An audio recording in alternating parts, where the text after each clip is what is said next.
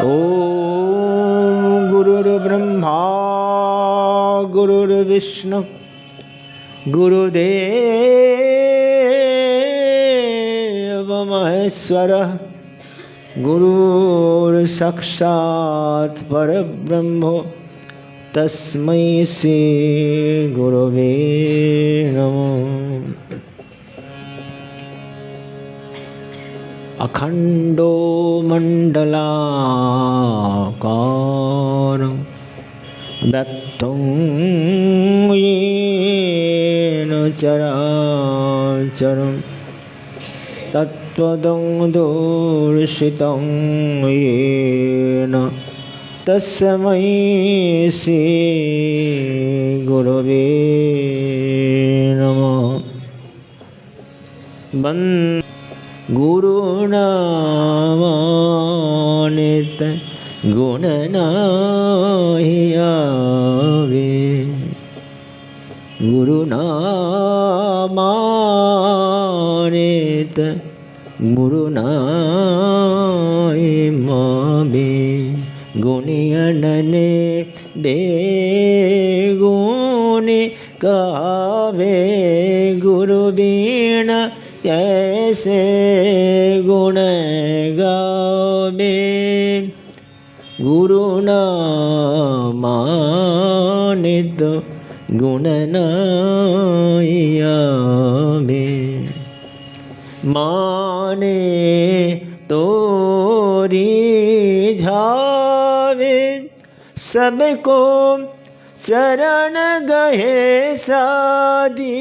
मन के जब आवे अचपल आवे, अचपल ताल सूर।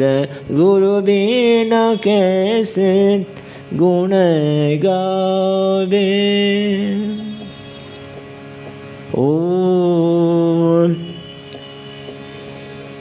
सरस्वती महाभागे विद्ये कमललोचने, विश्वरूपे विशालाक्षि विद्यां देहि नमस्तुते।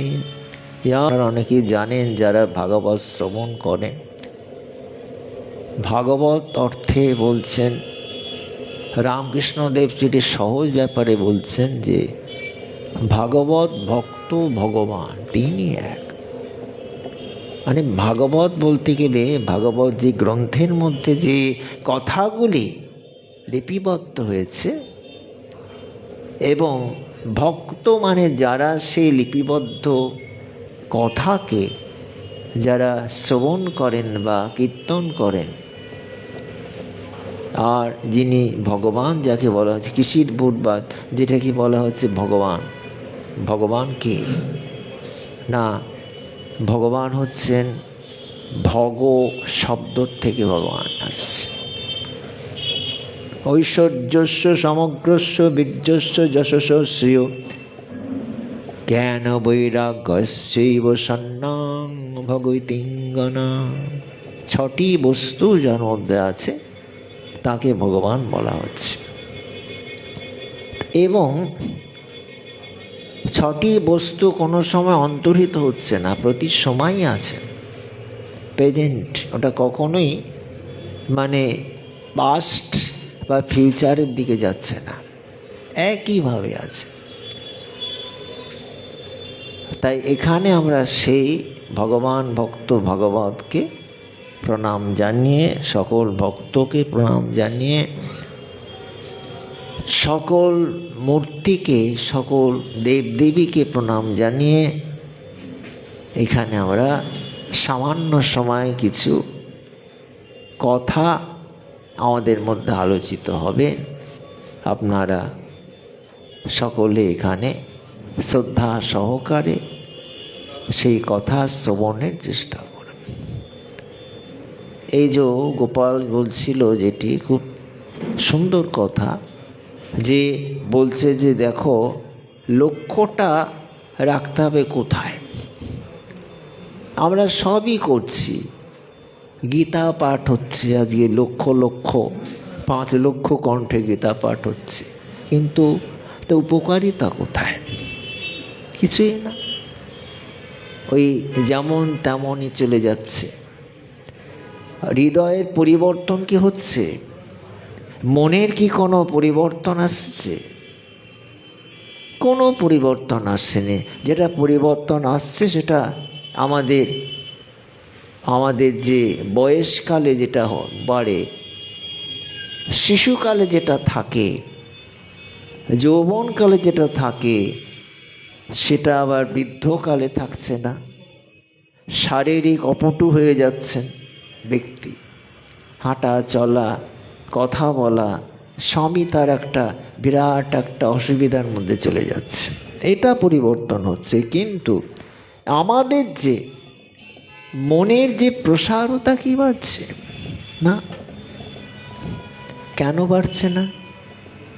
আমরা যাই করছি লক্ষ্য কিন্তু রয়েছে ওই প্রিয় যে কথাটি বলছিল গোপাল, প্রিয় এবং শ্রেয় দুটি কথা আমাদের মধ্যে পাওয়া যাচ্ছে। প্রিয় মানে জাগতিক কল্যাণ, প্রিয় এটা চাই সেটা চাই ওটা চাই হচ্ছে প্রিয়। আর শ্রেয় হচ্ছে কি আত্মচিন্তন, আত্মাকে স্মরণ করা, তার মধ্যে প্রবেশ করা। শ্রেয় আমি যেটাই করছি আমার সেই উন্নতির জন্যে। কোন উন্নতি না? যদি আমি এখানে মনে করি যে আমি শ্রেয়কে চাই, প্রেয়কে চাই না।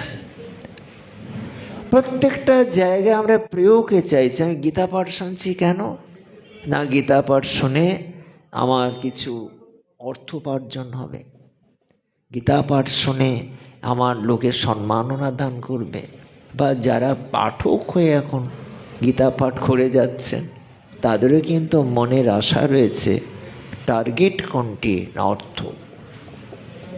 এই অর্থটাই হচ্ছে সর্বস্ব আমাদের কাছে, আর অন্য কিছু চাই না। টাকা টাকা টাকা। সেই জন্যে সেই মন পড়ে আছে নাভির নিচে। আমরা যতই কথা বলি আর যতই শ্রবণ করি, এটা কিন্তু আসল কোনো কর্তব্য কর্ম হচ্ছে না। আর এটা হয়ে গেলে পরে সেই চেষ্টা করেও কেউ যাচ্ছেন না। তার লক্ষ্যটা কি রাখতে হবে? আমাদের কবিগুরুর গানের মধ্যে পাচ্ছি, তোমারে করিয়াছি জীবনের ধ্রুবতারা, এসো সমুদ্রে আর আমি হব না তো পথহারা, তোমারে করিয়াছি জীবনের ধ্রুবতারা।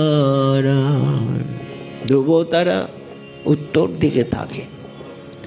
কম্পাস যন্ত্র এখনও তো অনেক কিছু হয়েছে, কিন্তু জাহাজ যখন চলে জলপথে তখন তো কোনো দিক নির্ণয় করা যায় না।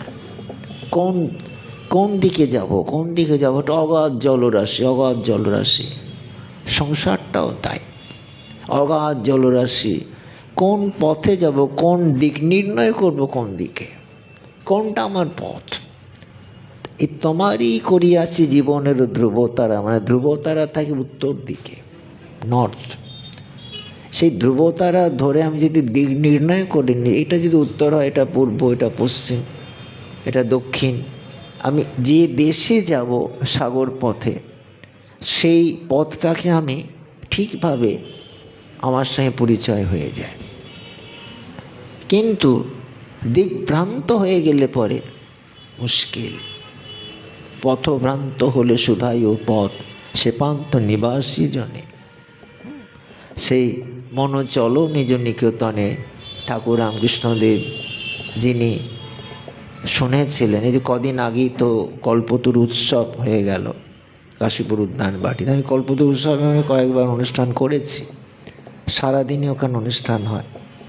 তা ওখানে খুব সুন্দরভাবে ম্যানেজমেন্ট করেছি ওখানে অনুষ্ঠান। আবার এই যোগদানেও করেছি বহুবার। জগদ্দান যেটি কাকুরগাছিতে, সেখানেও বহুবার করেছি।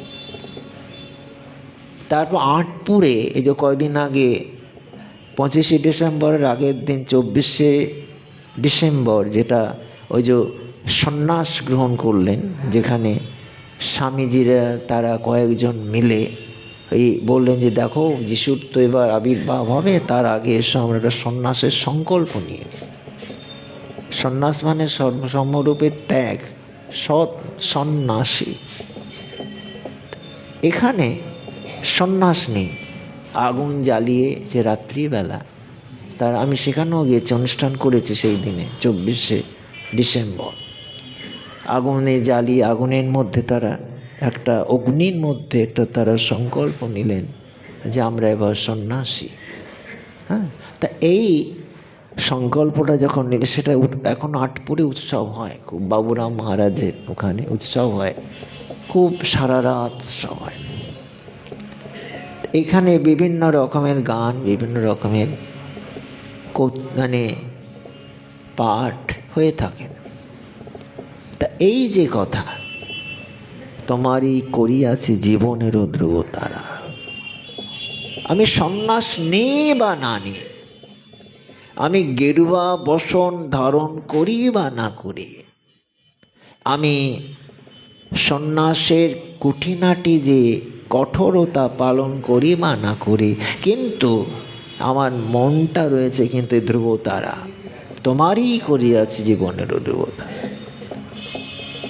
যেথায় আমি ধাই না কো, তুমি প্রকাশিত থাকো, যেথায় আমি ধাই না কো, তুমি প্রকাশিত থাকো, আকুল নয়ন জলে ঢালো গো কিরণ দ্বারা, আকুল নয়ন জলে ঢালো গো কিরণ দ্বারা, তোমারে করিয়াছি জীবনেরই ধ্রুব তারা, সমুদ্রে আর আমি হব না তো পথোয়ার, তোমারে করিয়াছি জীবনেরই ধ্রুব তারা, আমি তোমারই করিয়াছি, তুমি যেদিকে আমাকে নিয়ে যাবে সেই পথেই আমি চলব। ধ্রুব তারা, ওই উত্তর দিকে নজর করে লক্ষ্য করে যাওয়া যায়। তাই যাবোটা কোথায়? মন চলো নিজ নিকটে, যেখানে নিজের গৃহ আছে। আমরা কে নিজ গৃহতে বাস করছি? বলনি কেন আবার বড় বড় ফ্ল্যাট বানিয়েছে? ওইটা না, ওই ফ্ল্যাটটা তো ছেড়ে একদিন চলে যেতে হবে। ওই ফ্ল্যাট কি থাকবে যখন আপনাকে নিয়ে যাবে? শ্মশানেই বলুন আর কবরখানাতেই বলুন, গোরস্থানেই বলুন, যেখানেই বলুন, যেখানে নিয়ে যাবে ওই ফ্ল্যাট, জমি জমা যা কিছু আছে সবই তো এখানে পড়ে থাকবে। ইহ জগতের বস্তু ইহ জগতেই থাকবে। আমার এই দেহটাও যাবে না, শরীরটাও পড়ে থাকবে। শরীরটা যখন পড়ে থাকবে তখন তাকে একটা সংস্কার করতে না পারলে সেটা নোংরা হয়ে যাবে, দুর্গন্ধ বেরোবে, পচে যাবে। সেই জন্য সংস্কারের ব্যবস্থা, নাহলে কিচ্ছু না। সংস্কার করলো কি না, অগ্নি সংস্কার হলো না গড়ে দেওয়া হলো, বয়ে গেল, আমি তো আর থাকছি না, আমি তো পূর্ণাত্মা। আমি অনেক সময় বলি, দেখো আমার তো একদিন যেতে তো হবেই, ধরো যেতে হবে, অনেক না আমাকে সময় হয়ে গেলে তো আসবেই, যেতে হবে, কিন্তু কারোকে কোনো সংবাদ দেবে না। এটা আমার একদম সুন্দরভাবে আমি বলে দিই। কেন দেবে না? ওই লোকে একটু চোখের জলে আসবে, হ্যাঁ হ্যাঁ হ্যাঁ, ভেতরে কিন্তু কিচ্ছু নেই, সব লোক দেখানো। কাজে তাদের বলে আমার লাভ কী হবে? কোনো কিচ্ছু না। বলে হ্যাঁ আপনাকে অমুক করে নিয়ে যাবে, আপনাকে দোলায় ছড়িয়ে নিয়ে যাবে, আপনাকে বড় বড় সেই অমুক জায়গায় এত মালা দিয়ে নিয়ে যায়। বই গেল আমার, আমি মালা কি আমার সঙ্গে নিয়ে যাব? সব তো পড়ে থাকবে। তাহলে আর মালা পরালেই বা কে দেখবে? আর আমার চতুর্দোলে সাজিয়ে নিয়ে গেলেই বা কে দেখবে? সবই তো এক। সেই জন্যে বলছেন যে যেমন ওই যে অনেক সময় দিয়ে হয় না, সব বড় বড় যারা ভিআইপি যখন চলে যান তাদের গান স্যালুট দেওয়া হয়। তো গান স্যালুট তো দেওয়া হলো, কিন্তু সেখানে গিয়ে তো স্যালুট আর রইল না, সব তো চলে গেল, নিশ্চিহ্ন হয়ে গেল। তা এই জন্যে তবুও কবরখানাতে কিছুদিন থাকে। আমরা আলমোড়াতে যাই, আলমোড়াতে একটা আছে, ওখানে মানে সমাধিস্থল, বহু বহু সমাধি দেওয়া সাধুদের, বহু দিনকার সব গাছ হয়ে গেছে, সমস্ত সেই একেবারে সমস্ত বড় বড় সব বৃক্ষের সেই শিকড়গুলো পাওয়া যাচ্ছে। হ্যাঁ, কিন্তু সেখানেও রেখে লাভ কী হচ্ছে? তাই আমার কোনো অস্তিত্ব থাকবে না, থাকবে যেটা সূক্ষ্মভাবে থাকবে, আমার স্থূলভাবে থাকবে না। মনো চলো নিজ নিকেতন, এই গানটি তো শুনেছিলেন কে? রামকৃষ্ণদেব। গেয়েছিলেন কে? স্বামী বিবেকানন্দ। এবং স্বামী বিবেকানন্দ খুব ভালো, তিনি সঙ্গীতের অধিকারী ছিলেন। বহু গান, তার বইও আছে, বহু গানে তিনি ঠাকুর বলতেন, গানা নরেন নরেন গানা গানা, ওই গান তিনি গাইলেন। ওটা কিন্তু বিবেকানন্দের লেখা নয়। অনেকেই হয়তো জানেন না যে বিবেকানন্দ লিখে গেছেন, না, অযোধ্যানাথ পাকড়াস তার লেখা। তিনি ওই গান স্বামীজি গাইতেন। এইসব গান এখন মানুষে গায়, এটা রামকৃষ্ণ বেল্টে বা বিভিন্ন জায়গায় গাওয়া হয়, কিন্তু অর্থটা অনুধাবন করা হয় না। ওই গানটার যদি অর্থটা জানা যেত, তাহলে তো দেহের কোনো অস্তিত্বই থাকতো না, আসক্তি থাকতো না। নিজ নিকেতন কণ্ঠে সংসার বিদেশে বিদেশীর বেশে, সংসার বিদেশে বিদেশীর বেশে, ভ্রম কেন অকারণে, মন চলো নিজ নিকেতনে, মন চলো নিজ নিকেতনে। সংসারটা বিদেশ। আমাকে অনেকে বলে, আপনি কোথায় কোথায় বিদেশে গেছেন? আমি বিদেশেই পড়ে আছি, স্বদেশে যাব কবে তাই চিন্তা করছি। বিদেশেই তো পড়ে আছে, এটা বিদেশ। কেন বিদেশ? না, এখানে ভিসা ফুরিয়ে গেলেই আবার চলে যেতে হবে, কোনো ভরসা নেই। কখনকার ভিসা ফুরিয়ে যাবে কেউ জানে? সব অন্ধ অন্ধ। সংসার বিদেশে বিদেশেরও বেশে, মুসাফির আয়। সংসার বিদেশে বিদেশীর বেশে, ভ্রম কেন অকারণে, মন চলো নিজ নিকেতনে।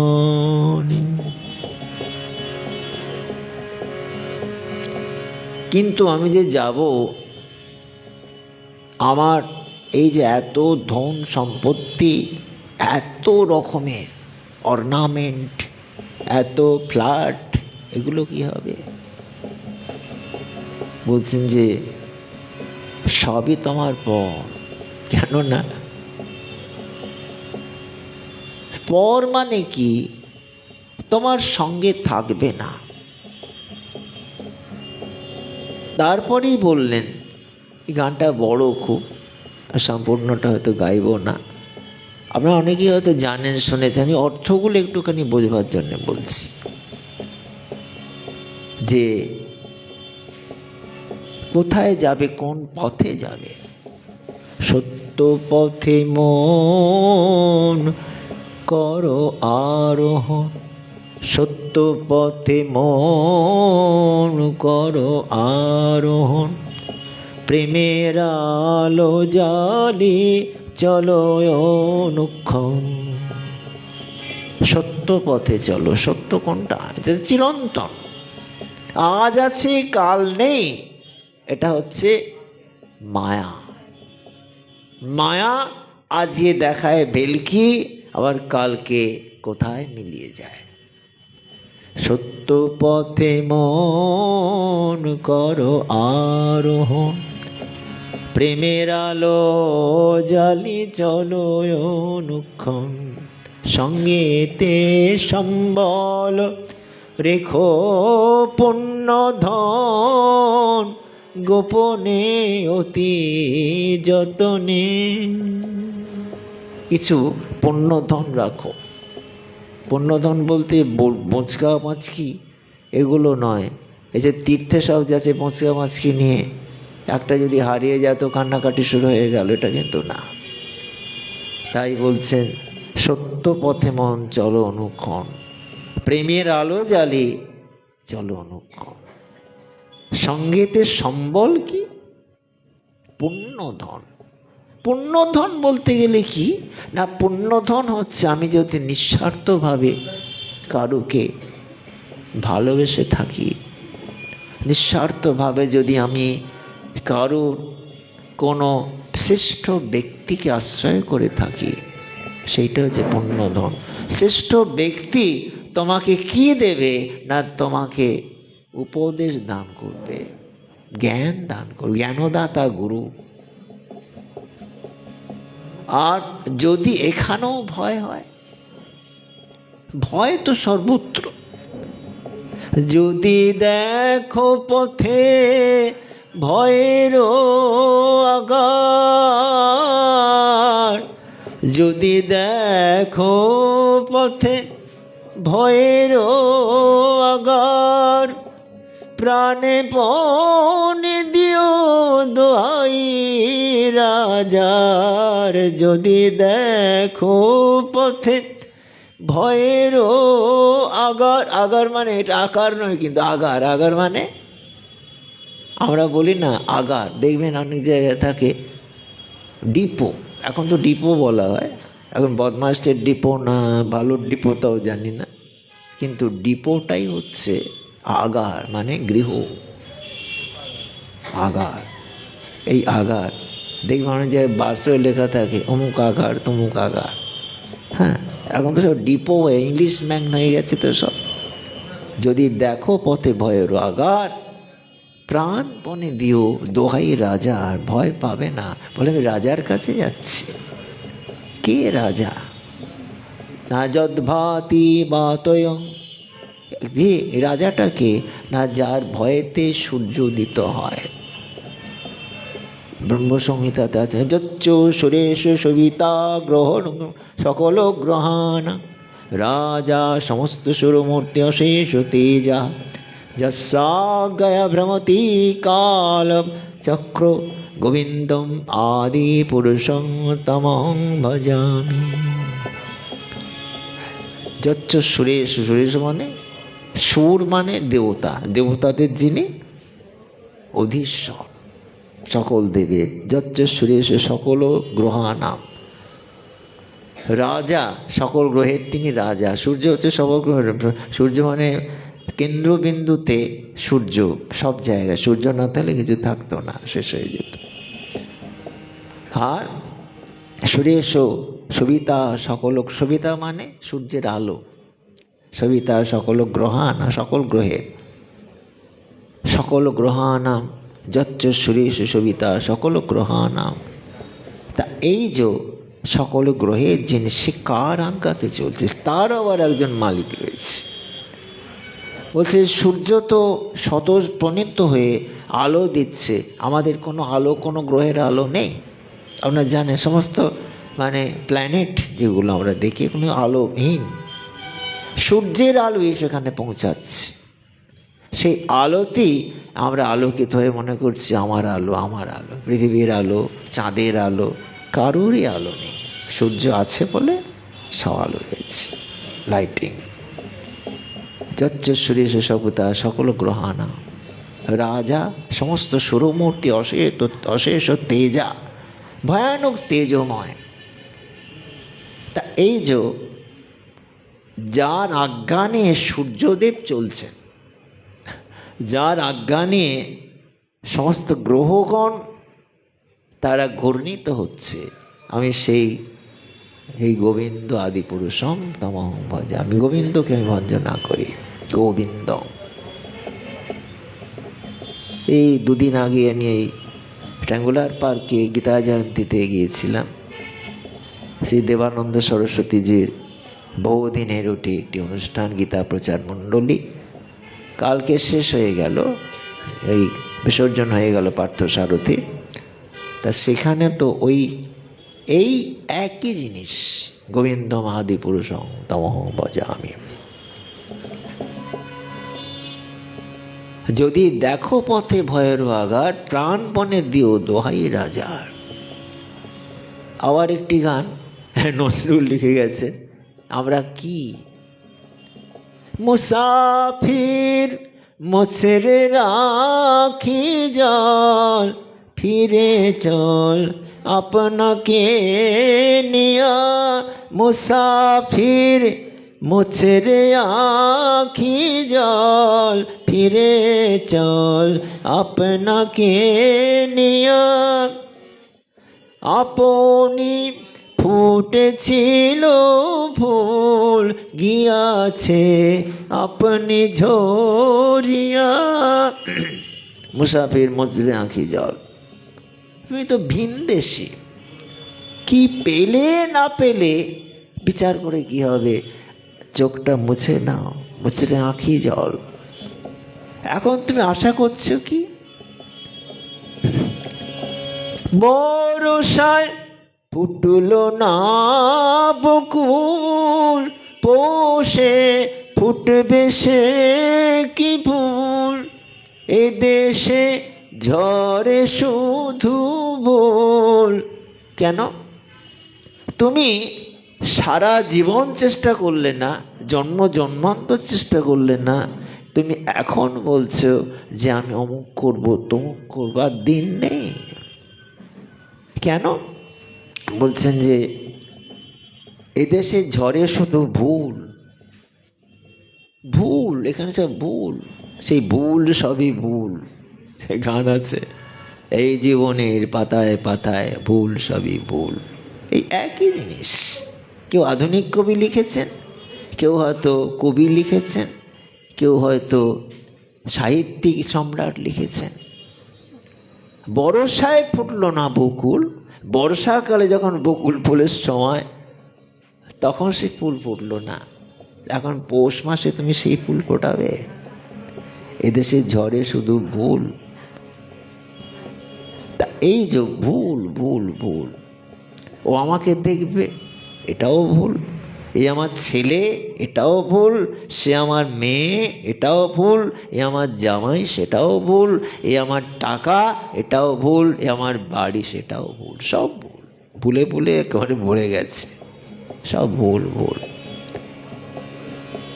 এই যে আমিটাই জানি না, তা ভুল নিয়ে পড়ে আছি আজকে। সেই জন্যে বলছেন যে দেখো তোমার মধ্যে সেই বস্তুকে জাগাও, গীতা পাঠই করো, ভাগবত পাঠই করো, কিন্তু জাগাও সে পরম সত্যকে, তবেই তো তোমার সার্থক জন্ম হবে। আজকে ধর্ম নিয়ে আমাদের মধ্যে একটা লড়ালড়ি চলছে, ধর্ম ধর্ম ধর্ম, ধর্মটাই জানি না। ধর্ম বলতে গেলে কেবল শাঁখ বাজানো, ধর্ম বলতে গেলে কেবল কি ওই বেশভূষা করা, তা তো নয়। ধর্ম আমাদের প্রথমেই বেদে বলছেন যে সত্যং বদ ধর্মক চর, সত্য বলো ধর্মের পথে চলো।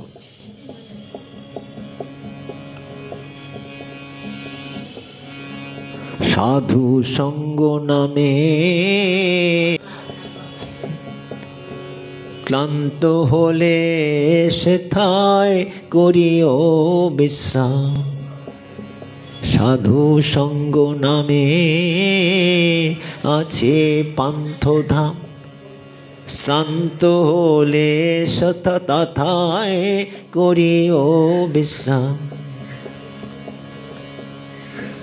শান্ত যদি হয় পথে চলতে চলতে, সাধু সঙ্গ তোমার পথকে পরিচিত করে দেবে। সাধু সঙ্গ, সাধু সঙ্গ, সাধু সঙ্গ সর্বশাস্ত্রে কয়, লবমাত্র সাধু সঙ্গে সর্বসিদ্ধি হয়। কিন্তু সাধু বলতে কে আমরা তো চিনি না। এক একজনের পেছনে লাইন দিয়ে লক্ষ লক্ষ শিষ্য নিয়ে তারা চলছেন, কিন্তু ওইটি কি সাধু? সাধু কোনো প্রচারে থাকবেন না। সাধু পরবর্তীকালে গোস্বামীগণ এসেছিলেন, তাদের আমাদের একটা কোনো কি কথা বলে, আমাদের মধ্যে কিন্তু আমরা দেখেছি সমস্ত মানে এগুলো থাকতো, যে একটা করে দর্শন শাস্ত্র থাকতো, আমাদের মধ্যে তাও ছিল না।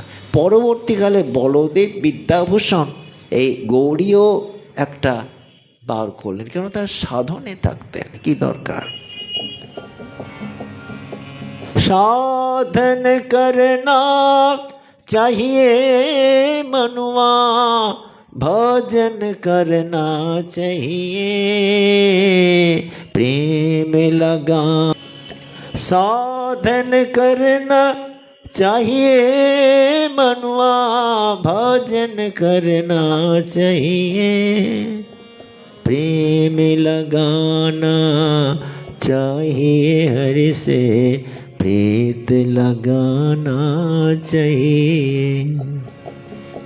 नित्य नहाने से हरि मिले तो, नित्य नहाने से हरि मिले तो। এই যে নাহানা গঙ্গাসাগর মেলা, এখন ঠান্ডার মধ্যে সবাই স্নান করতে যাবেন, এটা একটা আমাদের ট্র্যাডিশনাল নিয়ম হয়ে গেছে। ওই না গেলে পরে বোধহয় আমার পাপটা চলে যাবে, তারা ডুব দিচ্ছে না, এটা করে পাপ চলে যাচ্ছে, এইটা তাদের মনের ইচ্ছে। পাপই বা যাওয়ার আমার, আমি পাপ করব কেন? পাপ মনের একটা বিকার, পাপ করব কেন? এটা করলে ওটা হবে। नित्य नहाने से हरि मिले तो जल जंतु हुई, और फल मूल खाके हरि मिले तो बहुत बादुड़ बादराई। ফলমূল খেয়ে থাকলেই তাকে পাওয়া যাবে, আবার স্নান করলেই পাওয়া যাবে। তে যে বস্তুটা কেমন তাই তো জানি না, কাকে পাবো? আমাকেই তো পাবো। আমি তো সেই সমস্ত কিছুর মধ্যে রয়েছি। আমি আমি আমি, কখনো বলে তুমি, কখনো বলে আমি। এই হচ্ছে আমাদের দর্শন। আমি যাচ্ছি পাপ খণ্ডন করতে। এই যে কুম্ভ মেলাতে আমি বারবারই বলেছি, কত লোকে গিয়ে সেই পদপিষ্ট হয়ে তারা মারা পড়ল। এমন সময়তে স্নানের ব্যাপার এমন করে হুজুক তুলে দেওয়া হলো, কত মানুষ সে একই সময় স্নান করতে, মুখ্য স্নান হলে মুক্তি পেয়ে যাব।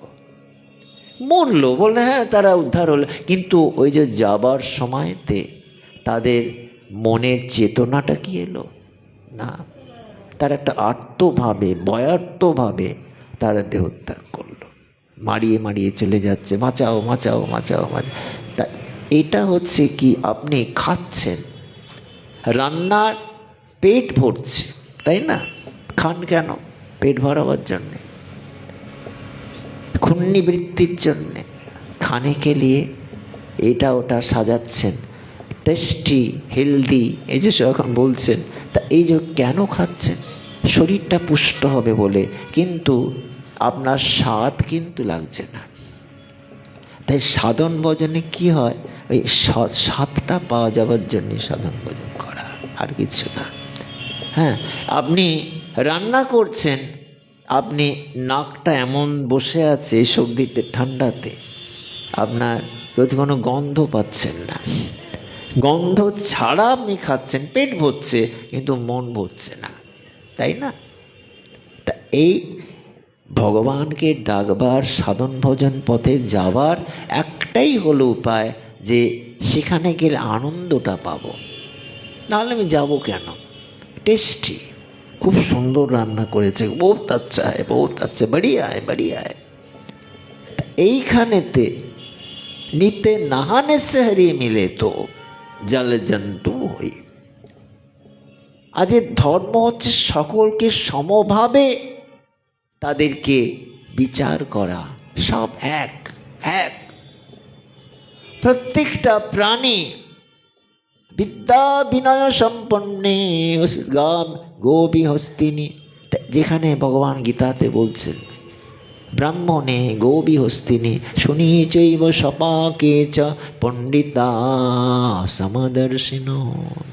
পণ্ডিতকে, পণ্ডিত মানে কতগুলো সাজা পণ্ডিত না, বলছে কিরকম? বিদ্যা বিনয় সম্পন্নে, বিদ্যা বিনয়যুক্ত সম্পূর্ণ ব্রাহ্মণ। ব্রাহ্মণের পরিচয় হলো তার মধ্যে বিদ্যা এবং বিনয় থাকবে। বিদ্যা হলো জাগতিক বিদ্যা অতটা থাকবে না, পারমার্থিক বিদ্যা, এবং তার মধ্যে কি থাকবে? তিনি হচ্ছেন ব্রাহ্মণে গোপী হস্তিনী। ব্রাহ্মণকেও যে চোখে দেখবেন, একটা গাভীকেও সেই চোখে দেখবেন, একটা চণ্ডালকেও সেই চোখে দেখবেন, আবার একটা পণ্ডিত ব্যক্তিকেও সেই চোখে দেখবেন। বিদ্যা বিনয় সম্পন্নে ব্রাহ্মণে গোপী হস্তিনী শুনি চৈব সপাকে চ। শনি মানে কে? কুকুর।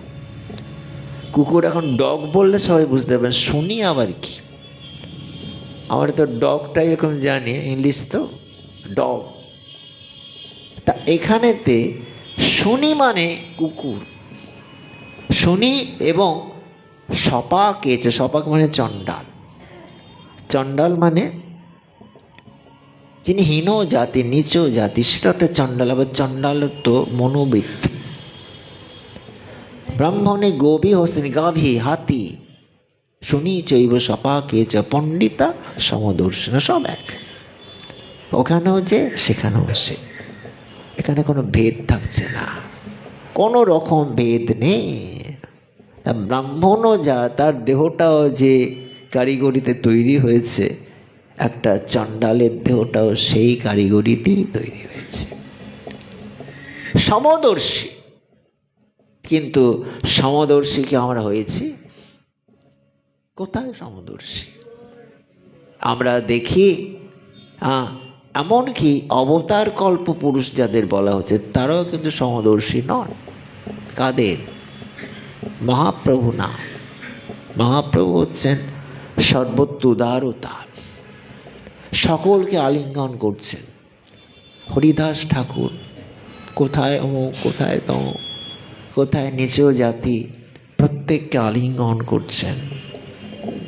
হরিদাস ঠাকুর বলছেন, স্পর্শ করবেন না প্রভু, আমাকে স্পর্শ করবেন না, আমি অত্যন্ত দীন, আমার জাতের কোনো ঠিক নেই, আর বংশের কোনো ঠিক নেই, আপনি আমাকে স্পর্শ করবেন না। মহাপ্রভু আরো বেশি করে আলিঙ্গন করছেন। কেন? তোমার স্পর্শে আমি পবিত্র হইতে, তোমার পবিত্র গুণ নাহি গো আমাতে। কি পবিত্র গুণ? ক্ষণে ক্ষণে করো তুমি সর্বতীর্থে স্নান, ক্ষণে ক্ষণে করো তুমি যজ্ঞ তপদান, নিরন্তর করো চারি বেদ অধ্যয়ন, দ্বিজ ন্যাসী হতে তুমি পরম পাবন। দ্বিজ মানে যাদের দুবার জন্ম হয়, যাদের ব্রাহ্মণ বলা হয়, কিন্তু তার থেকেও তুমি অনেক বড়। সেই জন্যে মহাপ্রভু কিন্তু বিচার করেননি। কিন্তু আমরা দেখতে পাই অবতার কল্প যদি পুরুষ বলে রামচন্দ্র, তিনি বিচার করেছেন। কেমন বলুন তো? না, তার দেশে এক শূদ্র তপস্যা করছিল, সম্মুখ মুনি। সেটা কিন্তু বরদাস্ত করলেন না রামচন্দ্র, তাকে গলাটাকে কেটে দিলেন যে শূদ্রের তপস্যা করলে রাজত্বের পৃথিবীর অকল্যাণ হবে। কেন এটা? এগুলো পড়বেন, বাল্মীকি রামায়ণে আছে, এগুলো আপনি তুলসীদাসের রামায়ণে পাবেন না। এগুলো বাল্মীকি যিনি আসল যে রামায়ণ রচয়িতা, তার মধ্যে পাওয়া যাচ্ছে যে তিনি মহাকাব্য বাল্মীকি, তিনি লিখলেন মহাকবি। কিন্তু সেখানে কিন্তু ঘৃণা করা হচ্ছে যে তুমি শূদ্র হয়ে তপস্যার অধিকার নেই। তাহলে কি তাই? ভগবান গীতাতে কি বলছেন? অপি চেত শূদ্রাচার ভজতে মাম অনন্য ভাব সাধুরেব সমন্তব্য সম্যক ব্যবসিত ঈশ ক্ষিপ্রং ভবতি ধর্মাত্মা সৎসৎশান্তি নিগচ্ছতি কৌন্তেয় প্রতি জানিহি নমে ভক্ত প্রণশ্যতি মং হি পার্থ ব্যাপাশ্রিত জীবিষু পাপজনয় স্ত্রিয় বৈশ্যাস তথা শূদ্রা স্তেপি জান্তি পরাঙ্গতি। এই গীতার এইগুলো পড়বেন। খালি গীতায় 5 লাখ কণ্ঠে শুনলে হবে না, এই গীতারই আসল অর্থগুলোকে অনুধাবন করতে হবে। কি বলছেন ভগবান? অপিচেত সুদুরাচার, দুরাচার থেকেও দুরাচার, পাপী আমাকে যদি অনন্যভাবে ভজনা করে সেও আমাকে পায়। কোনো বিচার করছেন না। কেন না? সে একদিন এত এখন দুরাচারী আছে, পরবর্তীকালে সে অপিচেত সুদুরাচার ভজতে মাম, অনন্য ভাগ হতে হবে। আমি তাকে ছাড়া আর অন্য কিছু চিন্তা করা চলবে না, তাকে নিয়ে থাকতে হবে। অনন্য ভাগ সাধুরেব সমন্তব্য, তাকে তুমি সাধু বলে জানবে। কেন? সম্যক ব্যবসিত ঈশ বলছে সে সাধু হয়ে যাবে এখন যদি দুরাচারী হয়। রত্নাকর যেমন পরবর্তীকালে বাল্মীকি হয়ে গেলেন, তেমনি এও একদিন তার সময় অভাব, যখন সময় আসবে তখন তার মধ্যে পরিবর্তন দেখা যাবে। সেখানে বলছেন দেখো, মংহি পার্থ ব্যাপাশ্রিত।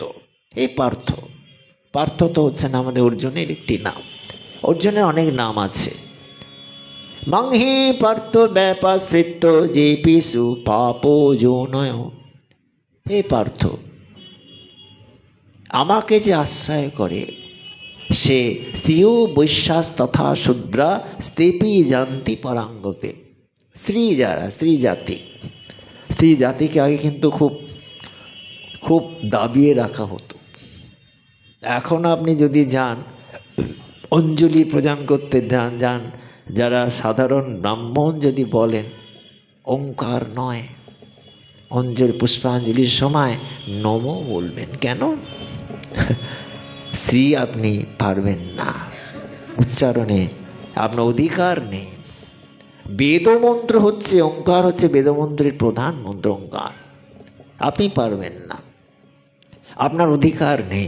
আবার বৈশ্য, শূদ্র আর যারা যারা নিচু জাতি, চণ্ডাল আদি, তাদেরকেও ভগবান শ্রীকৃষ্ণ বলছেন আমাকে যদি আশ্রয় করো আমি সকলকে আমার নিজের কাছে আশ্রয় দান করব।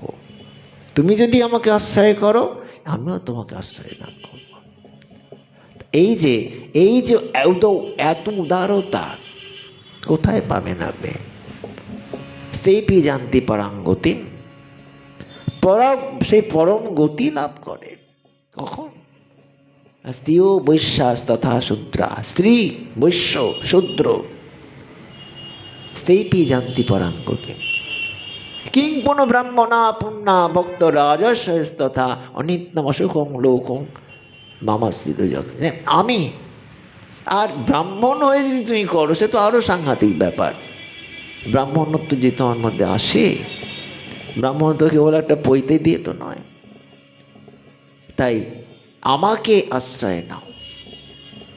আমাদের ক্রাইস্টের কিছু কিছু কথা তো আছে। আপনি যদি গির্জাতে যাবেন, এই যে বড়দিন হয়ে গেল, গির্জাতেও যদি যান, সেখানেও ওই যিশুর যে বাণী সেখানে পাওয়া যাচ্ছে যে তুমি পাপের প্রতিফল মৃত্যু। এখানে একটি গির্জা আছে হেদুয়ার কাছে, আমি ওখানে যেতাম ওই দিক দিয়ে। চলছেন যে কি না তুমি যদি মৃত্যু কেন, পাপের প্রতিফল মৃত্যু। পাপ করেছ, তার প্রতিফল ভোগ করতে হবে। কিন্তু বলছেন যিশুতে অনন্ত জীবন, তিনি সবাইকে আশ্রয় দিচ্ছেন, এসো নিচেও যারা। এবং যিশু সেখানে বলেই দিয়েছিলেন যে দেখো, পাপীকে ঘৃণা করিবে, পাপকে ঘৃণা করিবে না। পাপ করতে পারো, আবার পাপ তুমি ধৌতও করতে পারো, কিন্তু তা বলে ওই স্নান করলে যে পাপ চলে যাবে তা যাবে না। ওই যখন ব্রহ্মদত্ত একটা গঙ্গার ধারে বেলগাছে থাকতো, আর সেখানেতে দেখা যাচ্ছে যে যারা যারা স্নান করতে যাচ্ছে সে তখন যার ঘাড়ে নিয়ে চলেছে ব্রহ্মদত্তকে। যখনই গঙ্গা স্নানে নামলো, ব্রহ্মদত্তদের তখন উঠে গিয়ে বেলগাছে পা দোলাচ্ছে। কেন না, আমি তোমাকে ছেড়ে দিয়েছি, তুমি যত্রতত্র যাও। কিন্তু আবার স্নানটা যেই হয়ে গেল, আবার এসে চাপলো। এই যতবার স্নান করবে ততবার আবার উঠে যাবে, আবার সেই ব্রহ্মদৈত্য এসে তোমার ঘাড়ে চাপবে। তা এই যে তাহলে কি করে যাবে না, তুমি যদি অনর্গল প্রতি সময় যদি তুমি সেই ব্রহ্মদৈত্যকে তুমি ভুলে যাও। কি ব্রহ্মদৈত্য? আমি তো অনন্ত অনাদি পুরুষ, আমার মধ্যে তো সেই যোগ্যতা রয়েছে।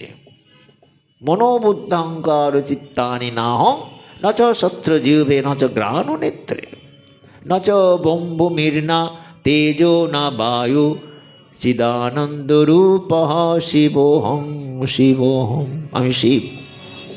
শিব মানে ওই জল ঢালা শিব না। এখন তো যে অবস্থায়, এই যে পৌষ মাসে এই যে ঠান্ডা, আরও লোকে বেশি করে শিবের মাথায় জল ঢালছে। আমার খুব ভয় করে, আমার ঠান্ডা লাগে, তার লাগবে না, অনুভূতিটা তো একই। হ্যাঁ, আমি স্নান করাচ্ছি ভগবানকে কনকনে ঠান্ডা জলে, আমি যখন স্নান করতে যাচ্ছি গরম জল দাও। কেন গিজারে গরম জলে কেন ভগবানকে করাচ্ছে? ভগবানের আবার ঠান্ডা লাগে নাকি? তাহলে ভগবানকে পুজো করছে কেন? তাকে তো আদরের সঙ্গে পুজো করতে হবে। তুমি যেমন ওই গরম দুধ খাচ্ছ, ভগবানকে একেবারে সেই দুধটা গরম করে টকবক করে পড়ছে, ভোগ লাগিয়ে দিচ্ছে। কেন? যদি তোমার ভেতরে সেই আদরের ভক্তি থাকে, তাহলে তুমি সেটাকে ঠান্ডা করবে, পাখা দিয়ে ঠান্ডা করবে বা ফ্যান চালিয়ে ঠান্ডা করবে, তবে তাকে তুমি দেবে। জিভ পুড়ে যাবে তো। হ্যাঁ, আমার যেমন জিভ পুড়ে যায়, সেই যেমন আমরা এই জানি যে ভগবানের চরণে একটা রুক্মিণী দেবী, সত্যভামা দেবী দ্বারকাতে কুরুক্ষেত্রে যখন ভগবানের মিলন হয়েছে, সেই সময়তে রুক্মিণী দেবী, সত্যভামা, কালিন্দী, জাম্বুবতী তারা সব বসে আছে। রুক্মিণী দেবী ভগবান শ্রীকৃষ্ণের পদসেবা করতে গিয়ে দেখলেন তো দক্ষিণা নায়িকা। সত্যভামা অত করতেন না, সত্যভামা ওইসব পাটে পরে ব্যাপারে ছিলেন না। তিনি একেবারেতে মানে অভিমানী বামা নায়িকা। আর এ হচ্ছে দক্ষিণা নায়িকা। কত রকম নায়িকার ভেদ আছে আপনারা দেখবেন গোস্বামীদের গ্রন্থের মধ্যে। বামা নায়িকা, বামা নায়িকা মানে কঠোরতা, যিনি প্রতিবাদ করেন। হ্যাঁ, তুমি যা বলবে আমি শুনবো না। সেই জন্য তো চৈতন্য চরিতামৃতে দিলেন, প্রিয়া যদি মান করে করো বৎসন, বিদস্তুতি হতে তাহা হরে মোর মন। ভালো লাগে আমার, আমাকে গালাগালি দেয়, এই গালাগালিটা আমার কাছে খুব পুরস্কার। এই গালাগালিটা কেন দেয় জানো? মান করে দেয়, ভালোবেসে দেয়। গালাগালিকে আমরা সবাইকে দিতে পারি? গালাগালি দিতে গেলে তো সে সামর্থ্য দরকার, তাকে ভালোবাসার দরকার, তবে তো গালাগালি দেওয়া যায়। আমরা তো অনেক সময় কি করবো, গালাগালি অনেক, আপনি এরকম করেন ভগবানকে গালাগালি ধরুক, যা খুশি হোক, আমার কি হবে গালাগালি দিতে। তবে সবাইকে বলছি না যে আপনার গালাগালি দিয়ে পুজো করবেন, মন্ত্র দেবেন, একটা করে পুষ্প দেবেন, একটা করে তুলসী দেবেন, গালাগালি দিয়ে ওম নমঃ ভগবতে বাসুদেবায় সাহা বলে, না এটা না। কিন্তু অধিকার যখন আসবে, মন থেকে যখন বিরক্তি আসবে, তুমি কি করছো?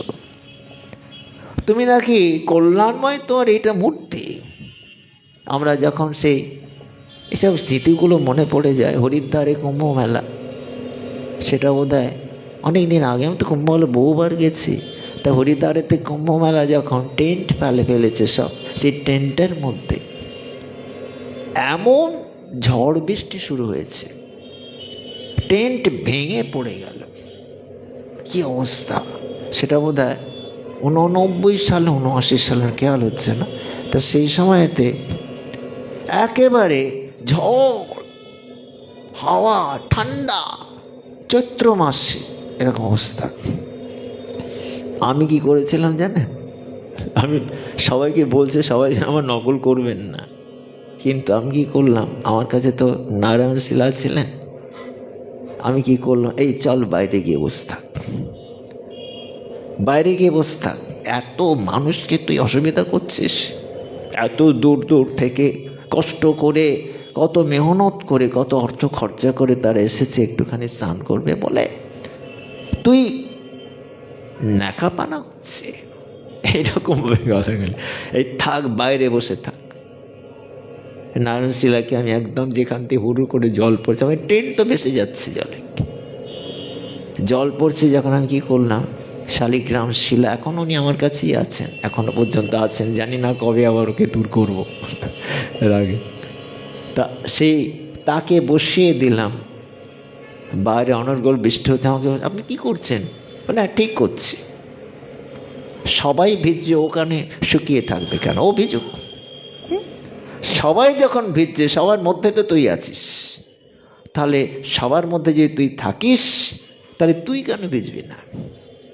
বসিয়ে দিয়েছিলাম। অনর্গল কদিন ধরে বৃষ্টি হচ্ছে, সমস্ত ট্রেন ভেসে যাচ্ছে, কুম্ভমেলা ভেসে যাচ্ছে। আশ্চর্য আমি দেখলাম, তার পরদিন থেকে টানা আর কুম্ভমেলার মধ্যে কোনো বৃষ্টি হয়নি। বিশ্বাস করতে পারেন? চ্যালেঞ্জ করতে হয়। তোমার সঙ্গে চ্যালেঞ্জ করব আমি, তোমার সঙ্গে ভয় পাবো কেন? হ্যাঁ, ভয় পেয়ে পিছিয়ে যাব কেন? চ্যালেঞ্জ করব, দেখি তুমি কেমন। রামপ্রসাদ বলছে যে আয় মা সাধন সমরে, দেখি মা হারে কি পুত্র হারে। একই জিনিস, তুমি যুদ্ধক্ষেত্রে এসো, যুদ্ধভूमि में आ जाओ, संग्राम करने के लिए आ जाओ, তো মা হারে কি পুত্র, কে হারে আমি দেখব, মা হারে না পুত্র হারে। পরদিন থেকে একেবারে রোদ, গরম, টেন্টে থাকা যায় না, এত গরম পড়ে গেল। বুঝলেন? এগুলো ভয় করলে চলবে না। কি করবে আমাকে? আমাকে কি গলাটা করে কেটে দেবে? দিক না, ভালোই হবে, তার হাতেই তো যাব। তা এইখানে এইরকম চ্যালেঞ্জ গ্রহণ করতে হবে। আমি সবসময় নিচে হয়ে থাকবো কেন? আমি কি সমান? তার সঙ্গে আমার সঙ্গে প্রভেদ কোথায়? তুমিও যা, আমিও তা। এই চ্যালেঞ্জ আনতে হবে। বললেন ভক্ত অনেকে বলবেন তাই এবার হয় নাকি? হ্যাঁ হয়। একদিকে তো তিনি, আমার মধ্যে কোনো ভেদ নেই, কেননা তিনি হচ্ছেন বৃহৎ অগ্নি, আমি হচ্ছি ক্ষুদ্র অগ্নি। হ্যাঁ, এটা জোনাকির মধ্যে তো সে অগ্নি রয়েছে। জোনাকি জ্বলছে, জোনাকি যে রাত্রিবেলা এখন অতটা দেখা যায় না দূষণের জন্যে, কুয়াশা করে আছে, এটা দূষণের ব্যাপার। হ্যাঁ, পলিউশন। তা এই দূষণের মধ্যে আমরা জোনাকি আগে গ্রামের দিকে যখন গেছি বা সুন্দরবনের দিকে গেছি অনুষ্ঠান করতে, এই জোনাকিগুলো চলে যাচ্ছে, জোনাকিগুলো চলে যাচ্ছে, আলো জ্বলিয়ে আলো জ্বালিয়ে আলো জ্বালিয়ে লাইট। হ্যাঁ, আমরা তো চেয়ে দেখি না, ও একটা কি একটা পোকা উঠছে। আমি আলমোড়া যখন ছিলাম, ধলচিনা বলে একটি জায়গা, আলমোড়া মানে কুমায়ুন, সেখানেতে একটা রাত্রিবেলা বাইরে আসতে দিতেন না সবাই, বলছে ওখানে বাঘ আসে, এখনও প্রায় আসে বাঘ, ওই লেপার্ড যেগুলো সেগুলো আসে, এসে ওই বারান্দার মধ্যে দাঁড়িয়ে আছে, বাইরে বেরোনো মানা। আমার তো রাত্রিবেলা খুব দেখার একটাই হয়, নিশীথ, রাত্রি নিশীথে একটা রূপ আসে, সে রূপটাকে দেখে মনের আনন্দ পাওয়া যায়। নির্জন জায়গা, হার্টবিট পর্যন্ত শোনা যায়, হার্টের যে দুঃখকণে এমন নিরিবিলি জায়গা সেখানে শোনা যায়। আমরা এগুলো প্রত্যক্ষ করেছি। তা সেখানেতে দেখছি আমি দাঁড়িয়ে আছে, একটা টর্চ লাইটের মতন একটা আলো যাচ্ছে। কী রে বাবা, ভয় হয়ে গেছে, একটা টর্চ জ্বালিয়ে কে যাচ্ছে নিচে দিয়ে। তারপর আস্তে আস্তে আস্তে দেখি যে একটা পোকা, শোয়া পোকার মতন একটা পোকা, তার মুখের সামনে আগুন জ্বলছে। এসব হিমালয়ে আপনি দেখতে পাবেন যদি যান। তা এই যে রবীন্দ্রনাথ তো জোনাকিকে নিয়ে গানই লিখে দিলেন। তিনি কতটা মানে জোনাকিকে নিয়ে একটা বিরাট চিন্তন করেছেন, এগুলো চিন্তন না করলে আসে না। এই গানটা আপনারা সবাই জানেন, জোনাকি কি সুখে ওই ডানা দুটি মেলেছ, ও জোনাকি কি সুখে ওই ডানা দুটি মেলেছ, আধার মাঝে আধার সাজে বনের মাঝে উল্লাসে প্রাণ ঢেলেছ, ও জোনাকি কি সুখে ওই ডানা দুটি মেলেছ। তোমার অভাব কিসের? তোমার অভাব কিসের? তুমি সূর্যও নয়, চন্দ্রও নয়, নক্ষত্র নয়, তারকাও নয়, তুমি কিসের অভাব তোমার? তুমি নাই নয়কো সূর্য নয়কো চন্দ্র, তোমার তাই বলে কি কম আনন্দ, তুমি আপন জীবন পূর্ণ করে আপন আলো জ্বেলেছ, ও জোনাকি কি সুখে ওই ডানা দুটি মেলেছ। গানটার অর্থ দেখুন। আর এটা জোনাকি নিয়ে আবার গান হয় নাকি? ভালো করে করুন, কালচার করে দেখুন।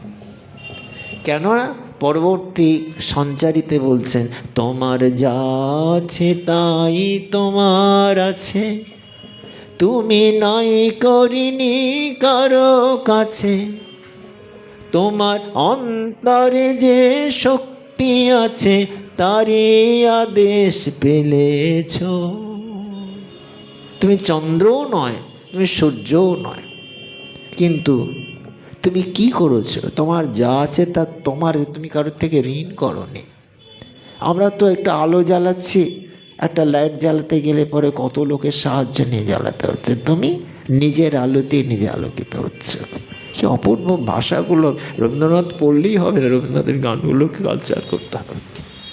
তুমি নয় কো সূর্য নয়, তোমার যা আছে তা তোমার আছে, তুমি নৌকো ঋণী কারুর কাছে, ঋণ করো না। ওই যে ঠাকুর বলছেন মা শারদাকে, কারুর কাছে হাত পেতনি কেন? শাক বুনবে আর খাবে, শাক খেয়ে পর্যন্ত না, এসব চিন্তা করেছেন মা শারদা। এখন তো আমরা বলছি তিনি দেবী, তিনি অমুক, তিনি পরমেশ্বরী, কিন্তু যখন তিনি দেহে প্রকট ছিলেন তখন তার অভাবটাকে কি আমরা জানি? আমরা তো কেবল মাথায় মুকুট দিয়ে আর বেনারসি পরিয়ে মা শারদাকে রেখে দিয়েছি, তা তো না। তার জীবনটাকে, তবে তিনি তো শারদা হয়েছেন। শারদা মানে সার, যিনি সারকে প্রদান করেন। হ্যাঁ, মোক্ষদা মানে যিনি মুখ্যকে প্রদান করেন। সুখদা যিনি সুখকে প্রদান করেন। শারদা মানে সারকে যিনি প্রদান করেন। সার মানে কি? ব্রহ্মজ্ঞান যিনি দেন, আত্মজ্ঞান যিনি, চেতনা যিনি দেন, তো শারদার নাম দেওয়া হয়েছে। কিন্তু মা শারদার আগে কি নাম ছিল বলুন তো? ঠাকুরের বেলতে তো অনেকেই রাখেন, আছেন হয়তো। মা শারদার পূর্ব নামটা কি ছিল? পারবেন কেউ? পারবেন না। ক্ষেমঙ্করী।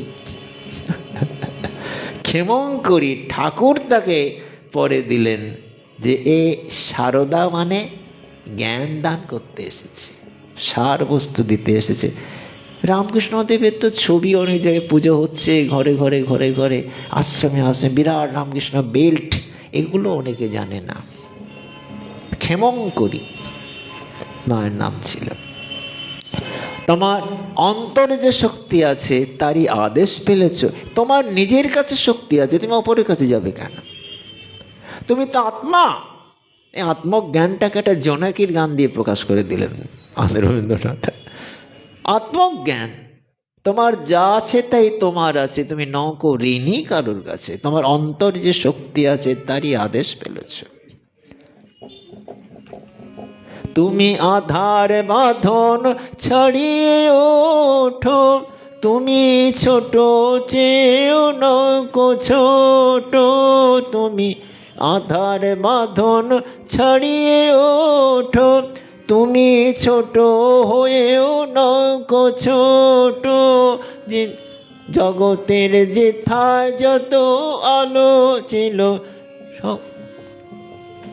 যেথায় যত আলো ছিল আপন করে ফেলেছ। ও জনকি কি সুখে ওই ডানা দুটি মেলেছ। তথাকথিত বৈষ্ণবগণ বলে বাবাজি গান গাইছে, দেখো ঘৃণা করছে। আরে তোমরা একটু ভেবে দেখো না, জোনাকিকে নিয়ে কেন গান লিখলেন? না, জোনাকি হচ্ছে সে কারোর থেকে ঋণ করে না, অঋণী অপ্রবাসী। এইটা দেখে প্রত্যেকটা ধর্মপ্রাণ ব্যক্তি তার আজকাল এর কাছে কালেকশানে যাব, তার কাছে কালেকশানে যাব না, হাত পাতবো না। হাত পাতাটা হচ্ছে সব থেকে পাপ। সেই জন্যে তোমার নিজের যা আছে, নিজের আত্মচেতনা আছে, আত্মশক্তি আছে, তুমি অন্যত্র যাবে কেন? ঈশ্বর যেমন একা, আমরাও তেমনি একা। আমরা অনেক সময় বলি, দেখো বাবা আমার কেউ সহায় নেই, সম্বল নেই, আমি একা। আরে ভগবানও তো একা, তার সহায় সম্বল কে আছে? তিনি একা। একমেব অদ্বিতীয়ম, তিনি একা অদ্বিতীয়ম, তার দ্বিতীয় বস্তু কেউ নেই, তিনি হচ্ছে অদ্বিতীয়। তোমার যা আছে তাই তোমার আছে, তুমি নৌকো ঋণী কারোর কাছে। তোমার অন্তরে যে শক্তি আছে তারই আদেশ পেলেছ। তুমি আধার বাঁধন ছাড়িয়ে ওঠো, তুমি ছোট হয়েও নৌকো ছোট। জগতে যেথায় যত আলো ছিল আপন করে ফেলেছ। তোমার ইলেকট্রিকের আলোর দরকার। আবার জোনাকি পোকা অনেক সময় দেখা যায়, তারা সেই যখন এই বাবুই পাখি কি করে, জোনাকি পোকা জ্বালায়। বাবুই পাখিগুলো আছে এখন জানি আছে সব, ওই যে উল্টো উল্টো বাসা বাঁধে কুঁজোর, সে কি করে না, সেখানেতে ওই বাবুই পাখির বাসার মধ্যে কতগুলো আগে থেকে গোবর এনে রেখে দেয়। কীরকম প্রকৃতির কার্য দেখুন। আর সেখানেতে সন্ধ্যার পরে জোনাকি যখন ওড়ে না, জোনাকি পোকা নিয়ে এসে তার মধ্যে ঢুকিয়ে দেয়, সেই আলোতে লালকিত হয়। সবই প্রকৃতির জিনিস। আমিটাও তো প্রকৃতির জিনিস। প্রকৃতির কেউ মানানি গুণহি কর্মানি সর্বস্ব অহংকার বিমূঢ়াত্মা কর্তা হমিতে মন্যতে। অহংকারে মনে করে আমি করছি, আমি করছি, আমি করছি। কেনোপনিষদে মানে দেবতারা অসুরদের যখন পরাজিত করেছেন, পর্যুদস্ত করেছেন, তখন তাদের মনে একটা অহংকার, দেবতা হলে কি হবে। আমি গতবারে একজন মা আমাকে জিজ্ঞাসা করেছেন, গত সেবারে এত গণ্ডগোল ছিল, সে লোকনাথ বাবার সব জল নিয়ে নিয়ে যাচ্ছে জন্মাষ্টমীর আগের দিন, সেই জন্যে এখানে এত সাউন্ড, এত আওয়াজ, সাউন্ড লেস আর হচ্ছে না। হ্যাঁ, যেমন ক্যাশ লেস হয়ে যায়, সাউন্ডই তো লেস হচ্ছে না, লেস হচ্ছে না, কি অবস্থা। সেই জন্যে আমি বলেছিলাম যে ব্রহ্মাজি যেমন দেবতাকে বললেন দ, আবার তারা তিনি যে থাকেন শুনবেন, আবার অসুরকেও বললেন দ, উপনিষদে পাবেন। আবার সেখানেতে যারা যারা মানব জাতি তাদেরকেও বললেন দ। কি অর্থ? দেবতাদের হচ্ছে সেখানে বলা হচ্ছে, অসুরদের বলছেন দয়া করো, দেবতাদের বলছেন যে দমন করো। দমন করো মানে দেবতা তো দমন না, দেবতার মধ্যে একটা ঐশ্বর্য রয়েছে, ইন্দ্রিয় লিপ্সা। আমরা দেবতা হলেই কিন্তু ভালো হয়ে যাব না, ইন্দ্রিয় লিপ্সা, এটা চাই সেটা চাই, অমুক করবো তমুক করবো, দম। তাই বলছেন দেবতাদের মধ্যে দমন করতে বলছেন কাকে? দয়া করতে বলছেন মানব জাতিকে, বলছেন তুমি দান করো। দ, তিনটেই দ, দান করো, দান করো, দান করো। মানব জাতির পক্ষে শ্রেষ্ঠটা হচ্ছে দান। আমার যথা সর্বস্ব আছে, আমি সব রেখে দিচ্ছি, আমার নাতি খাবে, নাতির ছেলে খাবে, নাতির নাতি খাবে, আরে তারা থাকবে কিনা কোনো বিশ্বাস আছে? রেখে গেলাম, তুমি যক্ষের মতন সেই ধন তোমাকে নিয়ে বসে থাকতে হবে। সেই রবীন্দ্রনাথের সেই গল্প আছে না, সেই সম্পত্তি সমর্পণ, গল্পগুচ্ছে গল্প আছে, সম্পত্তি সমর্পণ মানে কিপ্টে দাদু, কিপ্টে, এত কৃপণ, এত কৃপণ, তার কেউ মুখ দেখে না।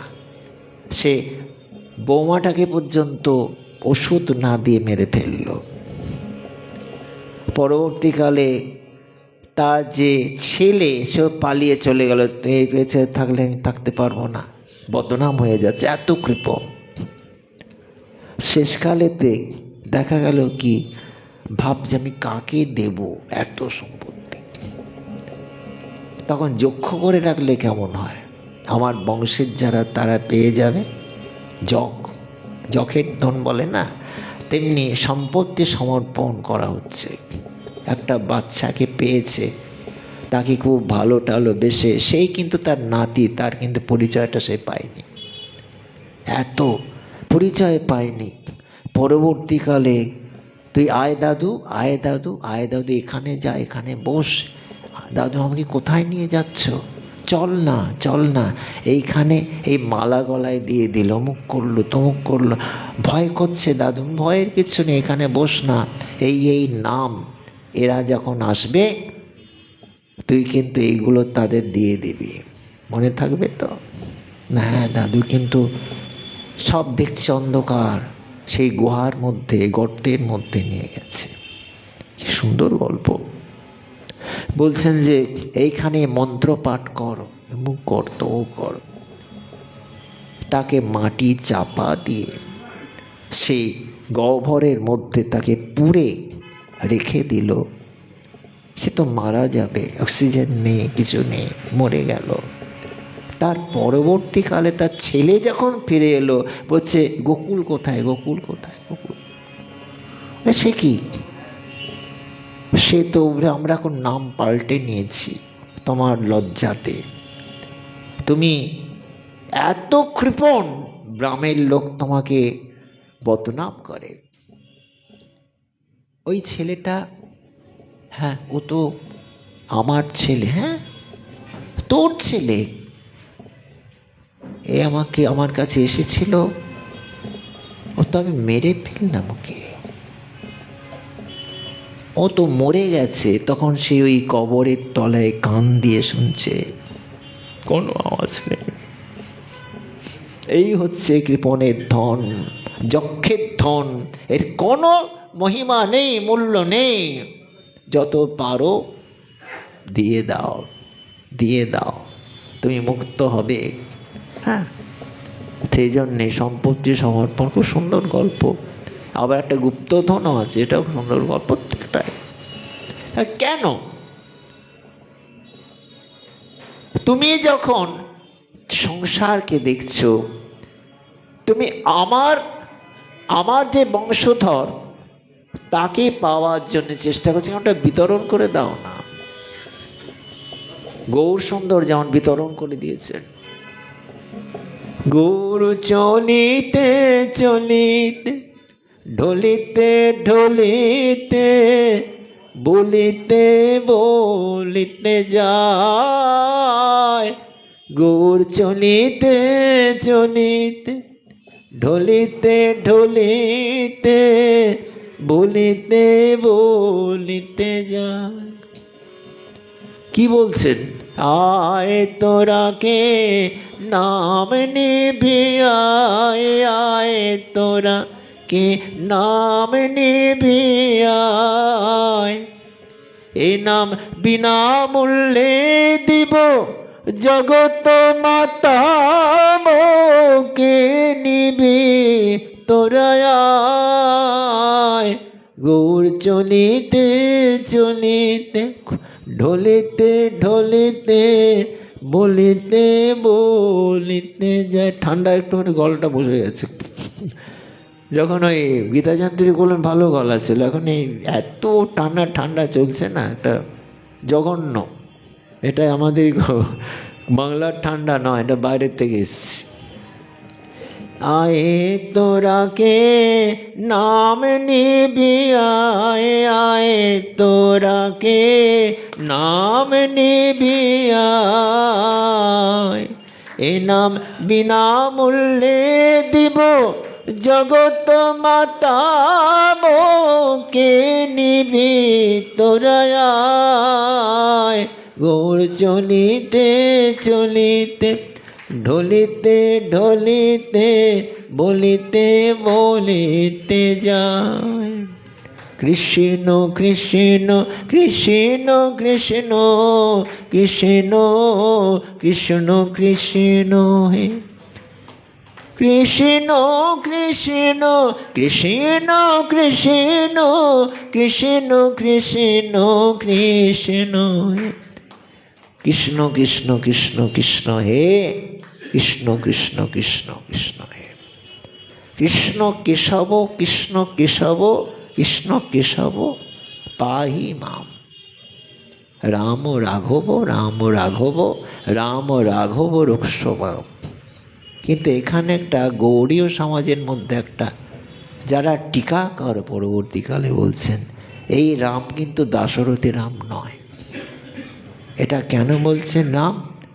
রমায়তি ইতি রাম, পরমাত্মার একটি নাম হচ্ছে রাম, পরমাত্মার একটি নাম হচ্ছে কৃষ্ণ।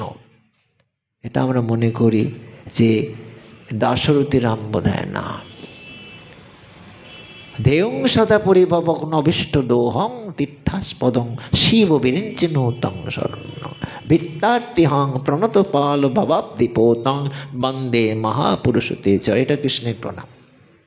এবার যদি আপনি রামের প্রথম চান তাহলে দেখতে পাবেন তক্তা সুদুস্তজ সুরেশিত রাজ্য লক্ষ্মীন ধর্মিষ্টার্য বচসা যদগাধনন্য মায়া মৃগং দৈতেপ্সিতমন্ন ধাবত বন্দে মহাপুরুষতে চরণারবিন্দ। এখানে যে আমাদের টিকাকারগণ কিন্তু কটা বাজে রে? 8:30টার সময় হয়েছে। তা সেখানেতে টিকাকারগণ কিন্তু বলছেন তক্তা শুধু এটা পুরো মহাপ্রভুর উপরেতে অর্পণ করা হচ্ছে।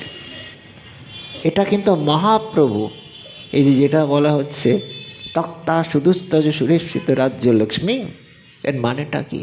বলছে হ্যাঁ, রামচন্দ্র তিনি বনে গিয়েছিলেন, এই সুরেশিত মানে এত সুন্দর রাজত্ব ছেড়ে, কার আদেশে না, আর্য বচসা তার দশরথের আদেশে তিনি গিয়েছিলেন। কিন্তু এখানে গৌড়ীয় আমাদের যারা মহাপ্রভুর যারা অনুগত, তারা কিন্তু অন্যরকম অর্থ করছেন। কি না, তক্তা সুদুস্তজ সুরেশিত রাজ্য লক্ষ্মী, নদিয়া নগরী।